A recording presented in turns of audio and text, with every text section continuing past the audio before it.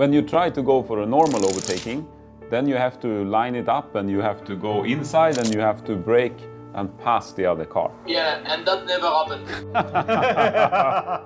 If you have a really good pace and you know that you are much quicker than the guy in front, you go as soon as there is an opportunity. But if you are like following someone which has the same pace as you try to see a few laps staying behind where you can be a little bit quicker than him. When you are sure that you can make the maneuver, you go for it. You try to be as close as possible.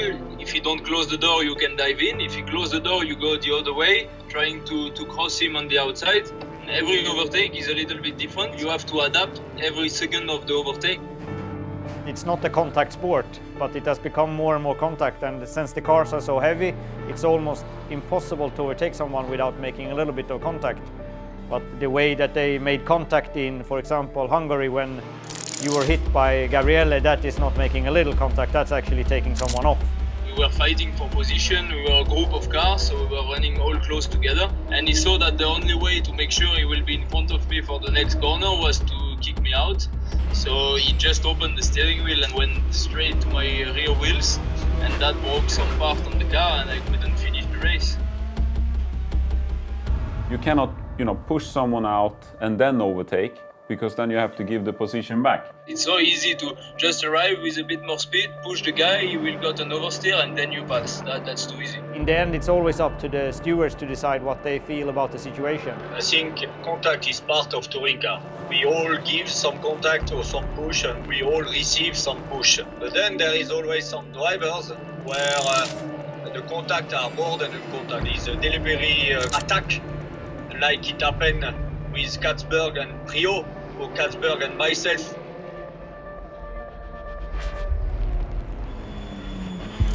Looks like one of the Lincoln codes has gone off. They can't see a thing. In Malaysia, Katzberg was penalized. He couldn't do race 2 and race 3. But this kind of penalty should be even licensed for some months. It's unsportive and dangerous. And for these two reasons, that should not happen. I mean, we already had it on the radar prior to the race. We saw what he was capable of and we knew what points we needed to take. And I mean, it was not a surprise when it happened. He was not there to overtake you, he was there to take you out. The thing was done and the championship was over then. We lost the opportunity to be champion. Turn 1, he tried to push me, but he missed me. Turn 4, he tried to push me, but he missed me.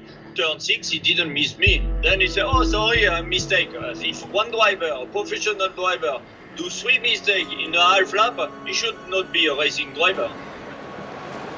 Nicky, big champion. I will remember that. So Ivan, remember when you overtook Tassi and Villarreal? I mean, it's a tricky track to overtake someone. All city tracks are, but this one in particular. Muller can smell blood in the water. He's going the long way round. He's got the inside line. Through he goes. Tashi goes from first to third. He tried to block me, but that is quite normal. It's racing. I remember 2016 when we won the first race for Volvo in Shanghai. I was overtaking Mikelic on the straight, and I was so close in the slipstream, so I just touched his rear bumper, so that flew off. We were so happy in the moment, so the stewards didn't say anything. The Hyundai bumper doesn't stay easy on the car. They are not fixed properly, that's why the problem. And also the Honda. Why can this be? No, but it's part of the rules. I mean, if you see someone losing parts, the stewards look more at it than if you have a car that doesn't show anything once it comes in.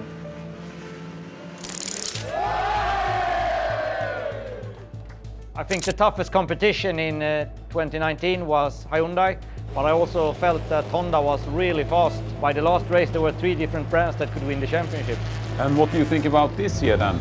Who will be the toughest competition? I think the season is quite open because it's a particular year.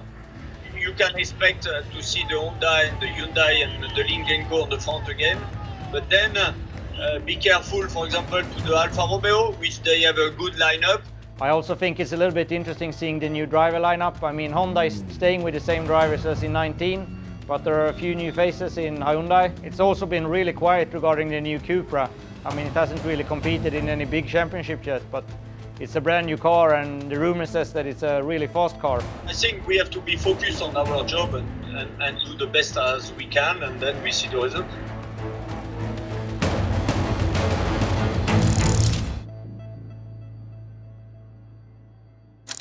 We have two different tires. We have the slick tire for the dry track, and we have the rain tire for the wet track.